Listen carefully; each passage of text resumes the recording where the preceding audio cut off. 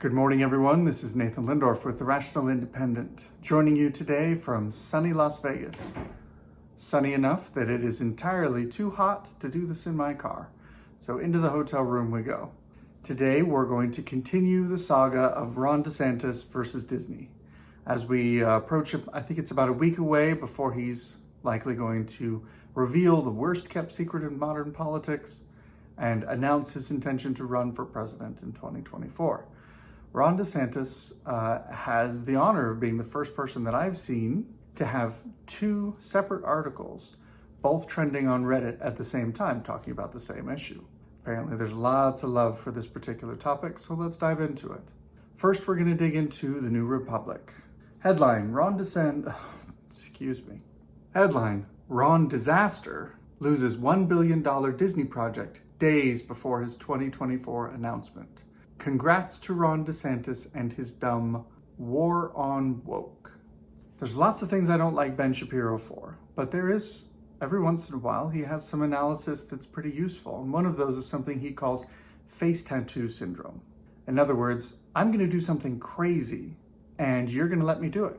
And if you have the audacity to even mention my crazy thing, well, then the issue is you noticing it. For instance, if you walk up to a cashier at a grocery store and their face is covered in tattoos and you ask them about it, well, what are you bothering me about my face tattoos for? Well, because it's unusual, sometimes a little jarring, and maybe an interesting story. Regardless of your reasons, it is not unreasonable to engage with extraordinary or unusual behavior. To notice the face tattoo is not in and of itself unacceptable.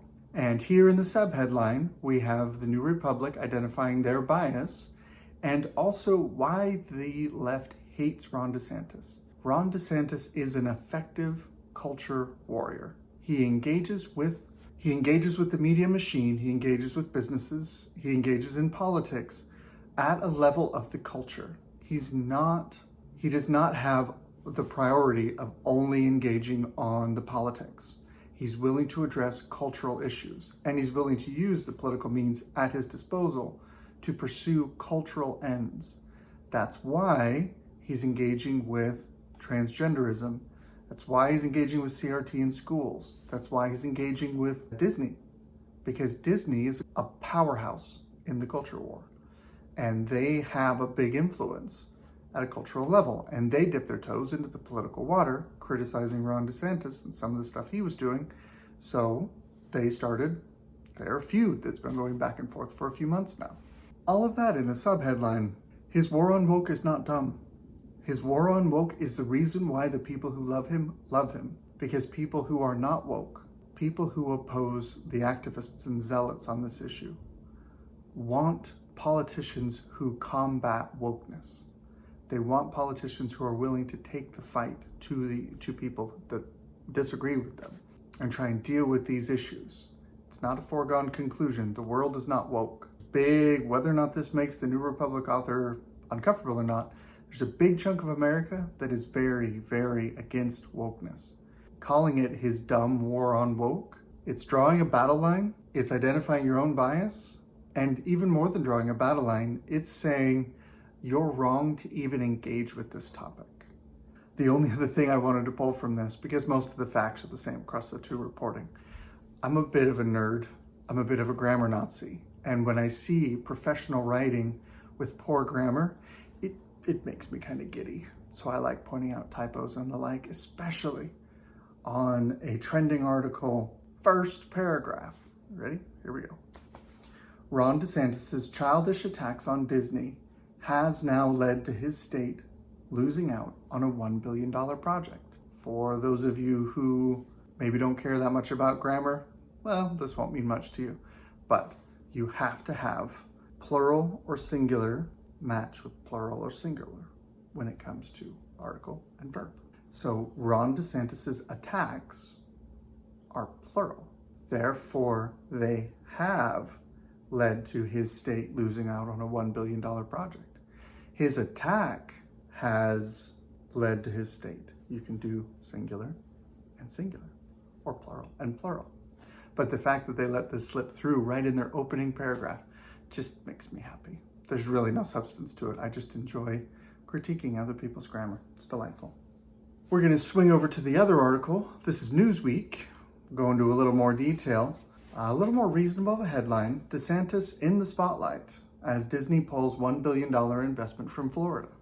I have a few things that I want to point out on this issue. One, Disney's doing layoffs. They're doing cost cutting. They're cutting production. They're cutting streaming. They're dealing with a writer's strike. There's a bunch of stuff going on. They are losing exemptions and special privileges to operate in Florida.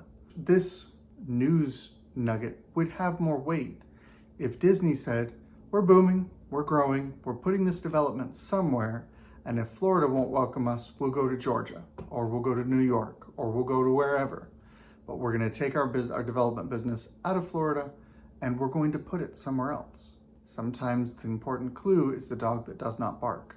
They don't say what they're doing to replace their plans to develop in Florida, which means that it is at least possible, if not plausible, that they're canceling this project or postponing it to some future date because they can't afford it right now as a cost-cutting measure. They decide to conveniently maybe go mum on that, and reporters who are aligned with Disney conveniently don't inquire about that and use it as a political cudgel to attack someone that they don't agree with, to make it look like it's Ron DeSantis's dumb war on woke that's costing Florida these dollars. I don't have any insight into exactly what's making Disney make these decisions, but it is at least one possible alternate theory, something that good reporting should discuss. So Disney announced on Thursday it had canceled plans to build a new $1 billion campus in Orlando, which would have brought 2,000 new jobs to the state. There's a theme through all of this. We're not going to go over all the examples, but it's important. And that theme is Ron DeSantis is bad for Florida's economy. Look at Disney canceling this project as an example of that. What the reporters are completely mum about is the fact that right now, Florida arguably has the most dynamic, most aggressively growing population and economy and fiscal outlook. The government is running, I believe, a surplus. They are reducing their debt. They are collecting record revenues. The population is growing. The economy is growing. The state is adding jobs. All of these things are happening. But if you want to highlight one thing, and you neglect to mention all these other things, there's no broad economic stats listed anywhere in this article. They're making the argument that Ron DeSantis is bad for Florida's economy without citing any economic data outside this one news item. And they fail to prove that it's Ron DeSantis' fault and that the business is going, instead of Florida, going to somewhere else because of the political circumstance. The only facts they're asserting is that the project has been canceled. Nathan from the Edit Bay here just caught my own grammatical error. The facts are that the project has been canceled, or the fact is the project has been canceled. So I just goofed and did exactly what the reporter did, but I'm just talking off the cuff, and I don't have an editor to go through my written word and catch this stuff. But even I caught it. So get your grammar right. Language is important. Not that the project has been diverted somewhere else for political reasons. But of course, because we must hit the drum beats, we get to do a little history review. The Florida governor has been locked in a bitter battle with Disney since its president criticized his parental rights and education bill. Hey, they gave it its correct name. Dubbed the Don't Say Gay bill by critics. And there we go. You gotta hit the drum beat. Gotta play the hits. And then it goes into some of the legislative tit for tat that's been going on between the two of them. They want to point out that Ron DeSantis is the second most popular possibility in the presidential primary and among Republican voters. He's been slipping the last few months. Well, you might have noticed when one candidate is campaigning and the other candidate is not campaigning, you're going to sway opinions if the person doing the campaigning is the only one talking. Trump's been campaigning for a few months and DeSantis has not. Therefore, Trump's opinion is rising in the polls. That's not conclusive. And it doesn't tie at all to a picture, to anything, because again, this article is about a state level issue. where Ron DeSantis as governor is interacting with a corporation, Disney. It's nothing to do with presidential politics, other than if you bring it up and you point out that he's sliding, then you get a chance to kind of just slightly dig and undermine Ron DeSantis' credibility and make it look like maybe he's slipping away due to his terrible decisions in trying to go after Disney. Now, Disney is interesting because they have a lot of lawyers, and their lawyers are very careful. Disney announced it was pulling its new $1 billion Orlando complex on Thursday, with Walt Disney Resort president Jeff Vail attributing to several dynamics in a statement directed at community leaders. He claimed these included a change in company's leadership and evolving economic and business conditions. I'm not sure how much experience you might have with executive speak, but that to me is a pretty clear statement of we're cutting costs. We have a new CEO, we're cutting costs in an effort to change the direction of the business. I don't know if you've noticed Disney's stock price this year. Not pretty. You'll notice that in their official statement, Florida does not mention anything about Ron DeSantis, about the Don't Say Gay bill, about any of this feud or the legislation, not directly. And the reason why is because they have good lawyers who are careful lawyers. And in their carefully worded statements, Disney is careful not to get itself in trouble. Reporters don't have to be nearly so careful. Here's another element, and this is intriguing because I think this is an evolving situation. Just a guy who pays attention. I don't know all the answers to everything, but I read something here that my brain keyed off on, and it bears further study, although I was unable to find a straightforward answer. In November 2022, he was replaced, speaking of former CEO Bob Chapek, as CPO by Bob Iger, who took an assertive stance against DeSantis, initially frustrating the Florida governor's bid to strip Disney of its special status. And it links to an article we covered in a previous video, where it talks about how Ron DeSantis was humiliated by Disney's brilliant legal maneuvering. And I made the point that the simple fact is, if the legislature gave you these rights, the legislature gets to take these rights away. And you can wrangle all you want, but if the legislature wants to take these things away from you, they're gonna. Here's the interesting thing. That sentence, frustrating the Florida governor's bid to strip Disney of its special status, is a hyperlink that leads you to the article that Newsweek wrote and that we covered. Here's the second half of the sentence. Before new legislation was brought in. No details, no link, no reference, no footnotes.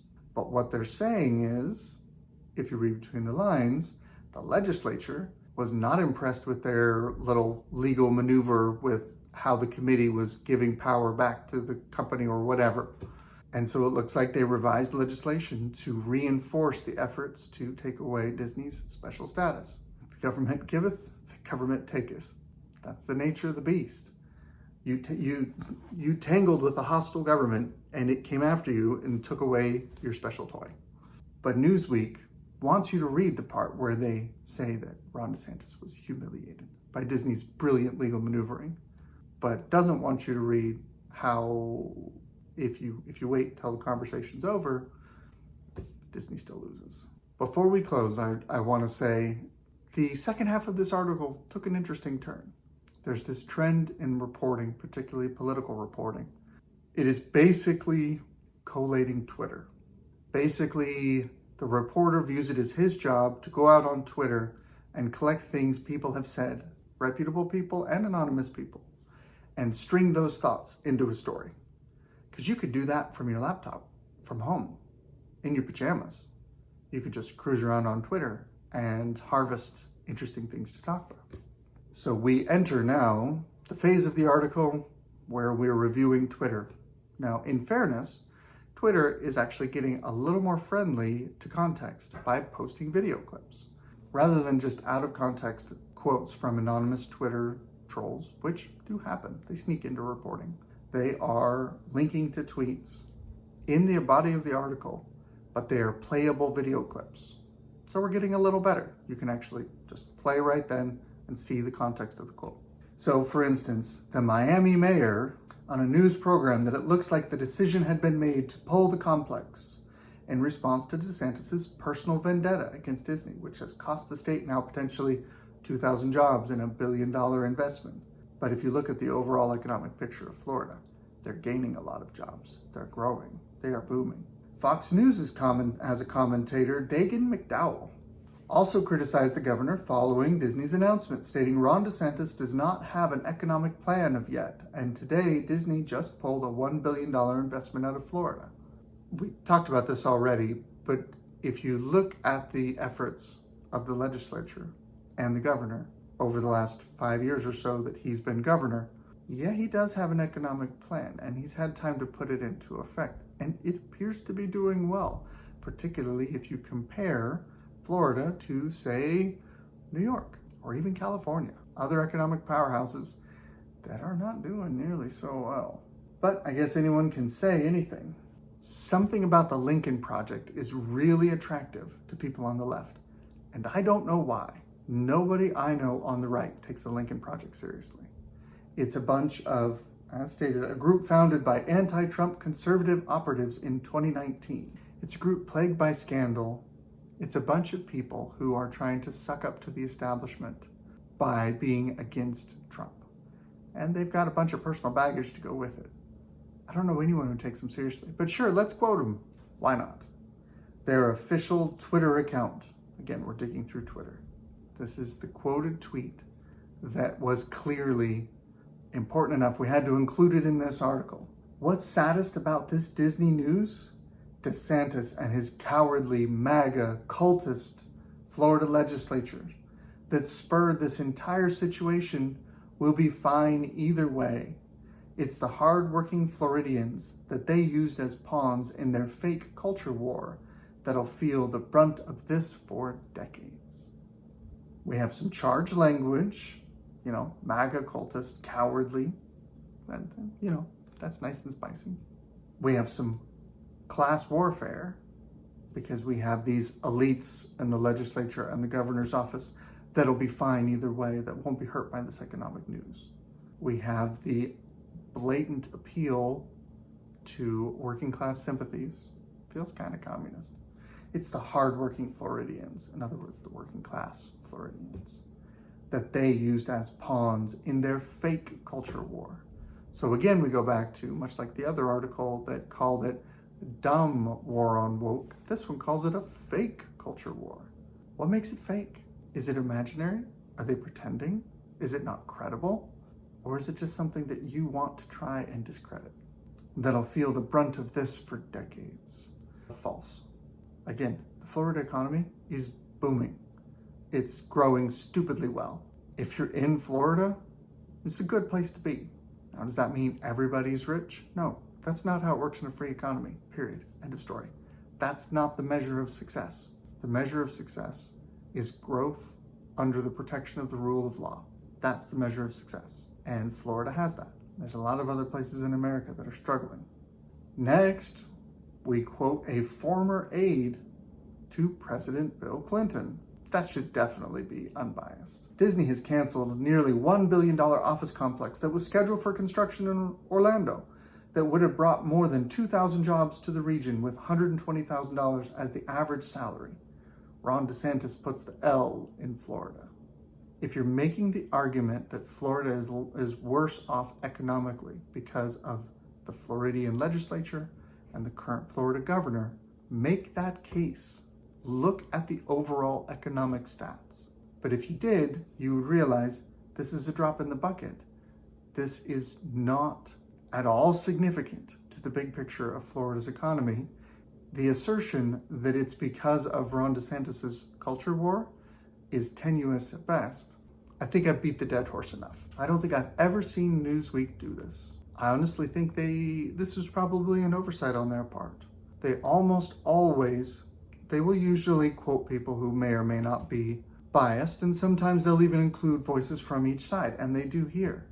I would say exclusively, or almost exclusively, they will always reiterate their main thesis and come to the end and restate the argument that they're making, the point that the author is trying to put forth. They didn't do that here. They ended with a pair of tweets, both of which are friendly to Ron DeSantis and attack the thesis of their argument. Dave Rubin, responding to someone on The View, said, what makes you a conservative or a Republican other than it pays well to pretend to be one on The View? DeSantis took special rights away from Disney. He got rid of crony capitalism.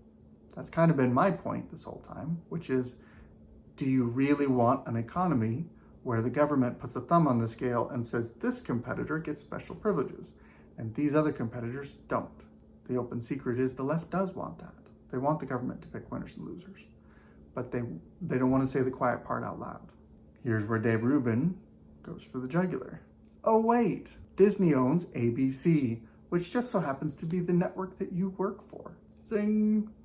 Dave Rubin, as you may or may not know, is a conservative commentator, used to be based out of California, relocated to Florida. So he brought economic development to Florida. Funny how that works. Now, the interesting thing is they gave Ron DeSantis' press secretary the last word. When approached for comment by Newsweek Brian Griffin, DeSantis' press secretary sent over a tweet he posted on Thursday, responding to a New York Times article about the $1 billion development being scrapped. The tweet read, "This consistent poor Disney framing is the media running PR for a gigantic multinational corporation that is fighting to keep special privileges and circumvent legislative action. It's unreal and speaks directly to the times we live in. Governor Ron DeSantis is right in this fight." That's the end of the article. That's it. The reporter gave Ron DeSantis' press secretary the last word in his article. Props for balance, I guess, but you just completely undercut your own argument. This is similar to what we were talking about when we were talking about CNN yesterday, where CNN has a town hall that was a disaster by most accounts. Donald Trump runs roughshod over the person running the town hall, because that's what Donald Trump does. And in it, they bring up the issue of his classified documents handling. And they say, well, don't you know that's not how this works? Don't you know you should be in trouble for this? Don't you know this is a problem? And President Trump goes, no, I was president. I get to pretty much do whatever I want. And in CNN's reporting, right in the middle, is a paragraph that says, presidents get to do whatever they want when it comes to declassification. In other words, you just admitted that President Trump's argument is valid, and therefore all of your noise and nonsense is a waste of everybody's time. I'm doing a tour of the hot states this week. Coming back on Monday, I will be videoing from lovely Phoenix, Arizona. Should also be nice and warm. Hopefully, get a chance to do it either from the airport. Ooh, that might be hard. Maybe we'll do an early one from the hotel room before I fly out, or the hotel room in Phoenix. We'll see how it goes. That's my Reddit rant for today. Good luck out there.